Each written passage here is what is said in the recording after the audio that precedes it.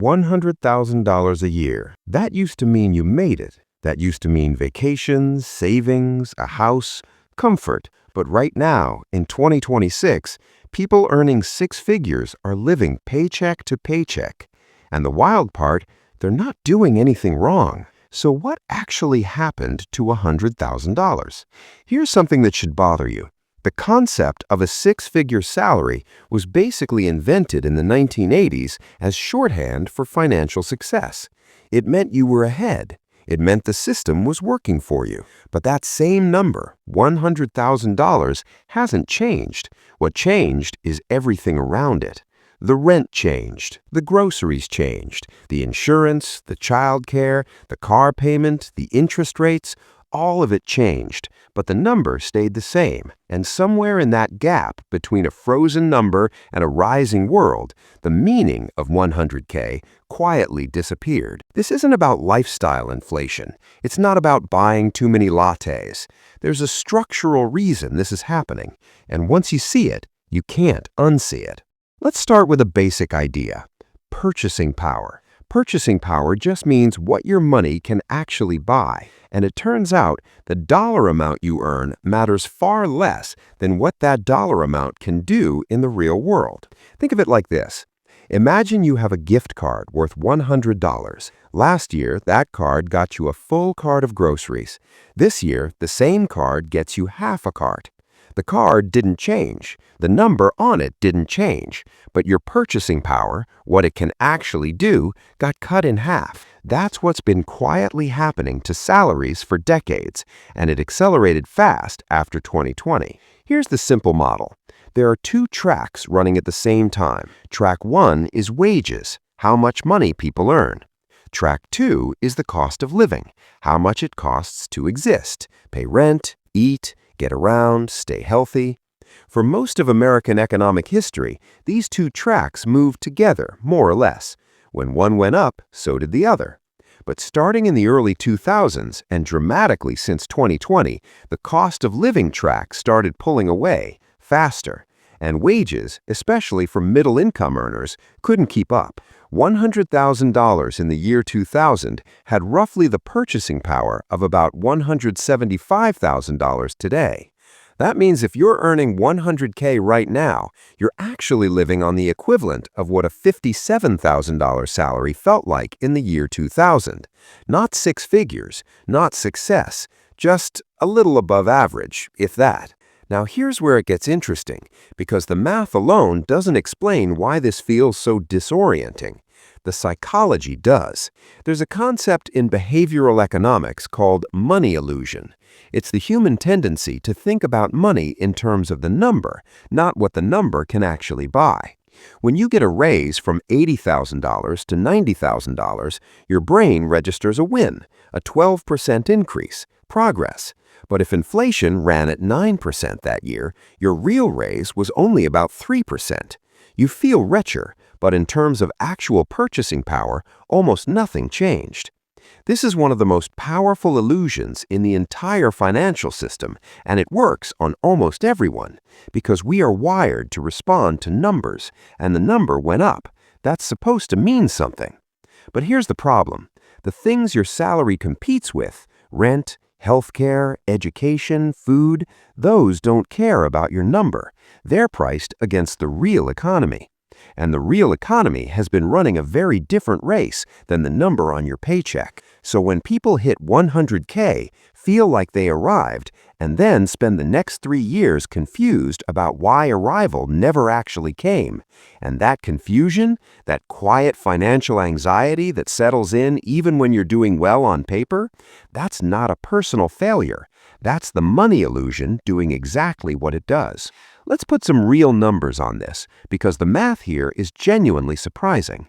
Take a single person earning $100,000 a year in a mid to large American city.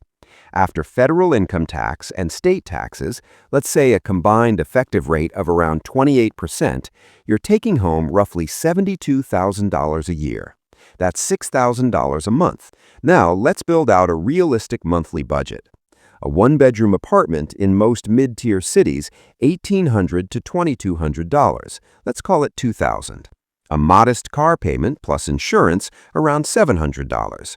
Groceries for one person, eating reasonably, $500 to $600. Health insurance, even with employer coverage, the employee contribution plus copays and prescriptions, easily $400 to $500 a month when you average it out. Utilities, phone, internet, $300. Student loans, if you have them, and statistically, many six-figure earners do, another $400 to $600 a month. Add it up, you're somewhere between $4,400 and $4,700 in fixed, unavoidable monthly costs before you bought a single non-essential thing, before entertainment, clothing, haircuts, gifts, travel, or any kind of savings. That leaves roughly $1,300 to $1,600 a month for everything else, including retirement, including an emergency fund, including the life that $100K was supposed to pay for. And that's if nothing goes wrong.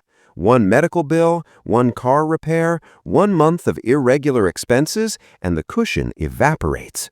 This is the math of six figures in 2026. Technically fine, practically tight. So why is this happening at a systems level? Because wages and costs are not controlled by the same forces.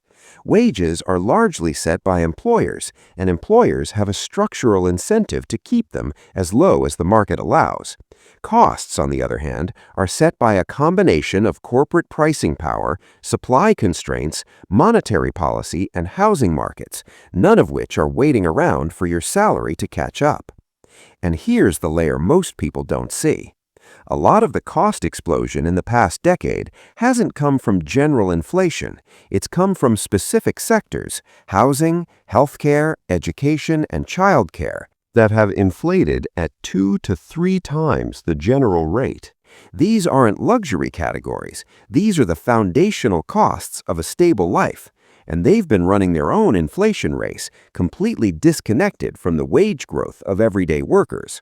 So when economists say inflation is 3.5%, they're giving you an average, but the things eating your budget aren't average. They're the outliers, the ones that went up 40, 60, 80% in a decade. This matters because it reframes the conversation entirely. The reason 100K doesn't feel like 100K anymore isn't because people are bad with money. It's not because of avocado toast or subscription services or failure to hustle hard enough. It's because the economy changed the rules of the game without updating the scoreboard. The number stayed the same. The world it operates in did not. And understanding that distinction is actually really important, because when you believe the problem is personal, when you believe you're just bad with money, you look inward for solutions, stricter budgets, more side hustles, more sacrifice. But when you understand the structural reality, you start asking different questions. Questions about where your money actually goes, why essential costs have detached from wage growth, and what financial strategies actually make sense inside a system like this. Here's the takeaway. $100,000 isn't what it used to be, and knowing that is genuinely useful information, not because it should make you feel hopeless, but because clarity is the first step to actually navigating something. The money illusion is real. The purchasing power gap is real, and the financial pressure millions of six-figure earners feel, that quiet sense that doing well still doesn't feel like enough, that's not confusion. That's an accurate reading of a system that's quietly changed the terms. The people who do well inside this system aren't the ones who earn more and spend less. They're the ones who understand what's actually happening and build their financial decisions around reality, not the number. And now you're one of those people. Subscribe.